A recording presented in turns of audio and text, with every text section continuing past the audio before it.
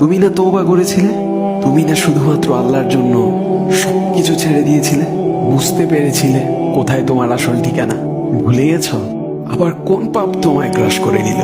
তুমি তো সেই যে নিজের পাপের প্রতি অনুতপ্ত হয়ে সিজদায় পড়ে অঝরে কেঁদেছিলে। তাহলে আবার কেন দুনিয়ার ধোকায় পড়ে গেলে? কেন ভুলে গেলে কোথায় তোমার আসল গন্তব্য? তুমি কি হার মেনে নিয়েছো নফসের কাছে? তুমি এত দুর্বল? ভুলে গেছো তুমি কার বান্দা? কে তোমার রব? তোমার রব তো সর্বশক্তিমান। সর্বশক্তিমানের বান্দা আবার কখনো দুর্বল হয় নাকি? মৃত্যু পর্যন্ত লড়ে যাও তুমি। শয়তানকে দেখিয়ে দাও তোমার ইমানের পাওয়ার। শয়তানের ধোকায় পড়ে অনেক পাপ করে ফেলেছো, তাই নিরাশ হয়ে গেছো তুমি, তাই না? তুমি কি জানো না তোমার রব কতটা মহান? তিনি তো তোমাকে ক্ষমা করার জন্য অপেক্ষা করছেন। তাই ফিরে আসো সেই রবের দুয়ারে, যার দুয়ার কখনো বন্ধ হয় না।